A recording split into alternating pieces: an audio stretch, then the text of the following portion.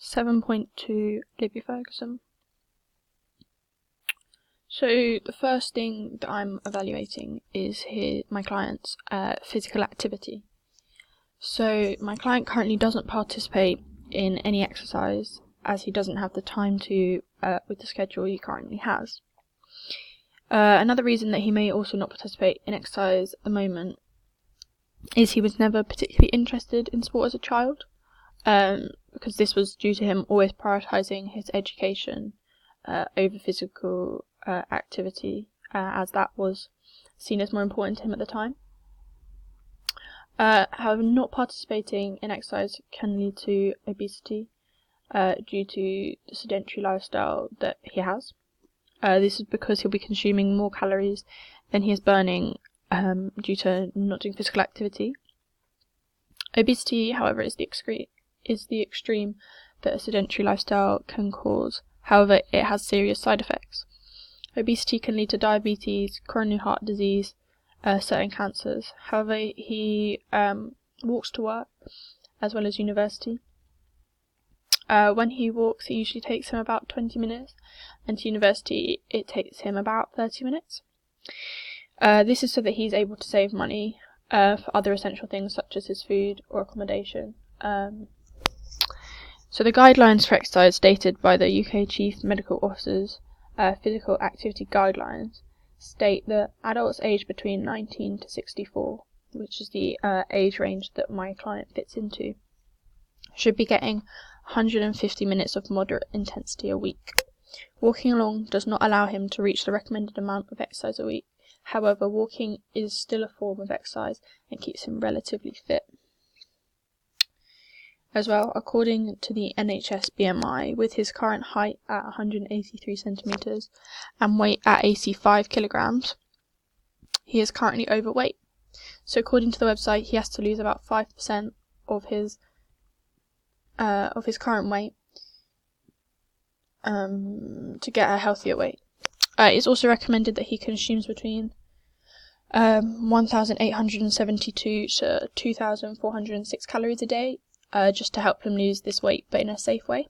If he were to try and lose weight purely by eating less, but a lot less than that, this can lead to serious mental health issues such as anorexia or bulimia, which will pose more harm to himself than if he were to do it this safe way. So moving on to nutrition.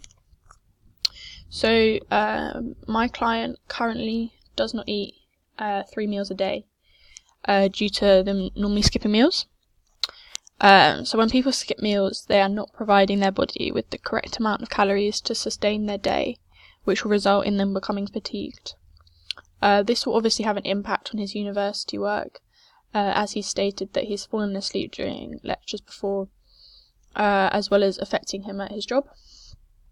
Obviously, if he underperforms at his job due to fatigue, then there is a chance that he could get fired, which would then put him in a worse place financially. When he does not eat, he tends to have microwave meals or takeaways. These aren't the healthiest of options and therefore won't be giving him the vitamins or nutrients he needs, but will be increasing the amount of saturated fats, salt and sugars that are entering his body. These will all lead to serious health problems. Having a diet that is high in saturated fats means that the body will be consuming lots of low lipoproteins. These cause a build-up of fatty materials to be deposited inside arteries, and these blockages can cause heart attacks or strokes depending on where they are in the body. However, he does get the required amount of calories for a male daily, which is 2,500 at a minimum. This is good as even though he skips meals, he makes up for the calories in snacks, which may not obviously be the healthiest option depending on what the snack is, but he gets the correct amount of calories a day, which means he therefore has the correct amount of energy to get through that day. As well, it means he's not undereating, which could lead to weight loss, and that, as stated before, can also cause problems in itself, such as food disorders like anorexia. So his hydration is also a worry, as he tends to suffer from headaches most days, which is a common sign of dehydration. So the reasons for him not drinking the daily requirement of 2 litres of water without doing exercise could be that in his busy schedule he forgets to drink, as he's constantly thinking or worrying about other things. Another sign of dehydration is sleeplessness or lack of energy. So the reason he's fatigued all the time could be due to lack of water rather than lack of food, or potentially a mix of both.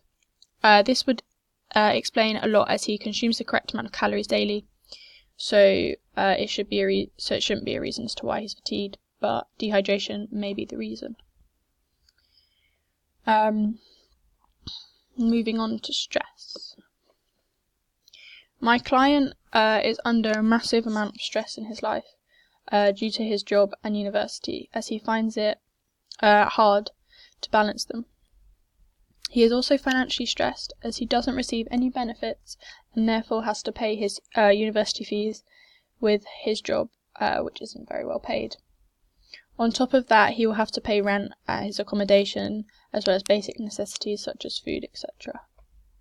All of this puts him under a lot of stress and will result in him becoming very fatigued due to his constant working or being at university. This then starts to affect his education, which can become highly stressful, as he'll have to catch up on work due to him occasionally falling asleep at university. He will then have to find time in his already busy schedule to try and catch up on this work, and he's already highly stressed. So adding this will obviously increase that. However, his social life doesn't stress him out, as it acts as a relief from his already busy life. This is a good way for him to feel temporarily distracted and de-stress for a while. This is good, as otherwise things may get too much for him, which can lead to his mental health seriously declining and could put him in a downward spiral. This is because if his mental health declines, then so will his ability to perform daily tasks well, such as his university. Then if his education starts to drop, it will have a negative effect on his mental health, and therefore he'll be stuck in this circle of poor mental health, poor education, etc. So moving on to alcohol. So in the UK, the recommended guidelines for drinking is 14 units. This is for both male and females. My client is currently drinking under the guidelines, as he drinks roughly around 12 units of beer a week. However, these 12 units are generally consumed all at once, which is known as binge drinking. So binge drinking for a male is drinking 8 or more units in a single session. Binge drinking can lead to alcohol poisoning, which will impair brain control over vital functions such as breathing, heart rate, body temperature, and that will all lead to death. As well, it has a number of short-term effects such as poor balance, nausea, dehydration, vomiting, loss of consciousness, poor decision-making, or memory loss. As well, when he drinks, it's not always just one drink. It's not always beer, for example. Sometimes he'll mix his drinks, so with spirits. Mixing drinks can increase the rate at which the alcohol is consumed. So if you drink a drink that has a low alcohol content and then drink one with a higher content, for example, drinking beer and then drinking vodka, it will have a greater effect on the body and the body will absorb the alcohol more quickly. Both of his parents occasionally drink, however they are not his influence. His main influence is his social group, as he only drinks socially with his friends. This would be hard to change, as his social life surrounds drinking, and as stated before, in stress, his social life is his only time to de-stress and try and get away from the stress of university and work. So alcohol will be a hard one to change. Anyway, moving on to smoking. My client currently smokes 20 cigarettes daily due to it now being part of his routine. There aren't too many guidelines surrounding how many cigarettes daily you should have, due to even one cigarette having risks and consequences. However, the law states that you must be 16 to smoke but 18 to purchase anything. New laws are trying to be enforced that should increase this age up to 21. My client started smoking about 3 to 4 years ago, so when he was 17, 18, and he's done it ever since.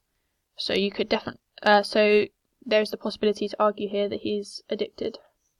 Although he is under a massive amount of stress, smoking is unrelated, meaning he doesn't smoke to relieve his stress. One of the biggest influences for him with smoking was his parents, so both of them have smoked his whole life, and now so does he. Smoking comes with many risks to health, such as increasing blood pressure, as well as the heart rate. It also narrows the arteries, which restricts the blood flow, and therefore could lead to heart attacks and strokes depending on which arteries and where in the body. As well, it's very expensive to keep up with this habit, as the price of cigarettes is only increasing. So this is also another strategy that's trying to be enforced by the government to increase the cost of cigarettes to stop younger smokers who may not have enough money, or poorer smokers from smoking. As well, it may help with his education and work, as he's not always having to go out to have a cigarette. He can stay in the moment and focused. So when asked if he knows the risks of smoking, he answered yes, he does. So my client is aware of all the risks that surround smoking, yet he still does it, as he stated that it is part of his routine. However, he has said that he is willing to cut back on smoking, which is the first step to changing his behaviour. Due to him stating that he is willing to cut back on smoking, for this reason I'm going to choose this lifestyle factor to focus on, as he's already accepted that there's an issue, and he is already willing to make a change, which just makes it easier on my behalf. As well, he's also stated that he's wanting to lose a bit of weight. So with this, I'm going to tie in physical activity. So smoking and physical activity are the two I'm going to focus on, purely because he has already seen the issues and he's already willing to change. Whereas with alcohol, for example, it surrounds his social life, which is a way for him to de-stress. So therefore, it may be a bit harder, maybe a harder option for me to try and change.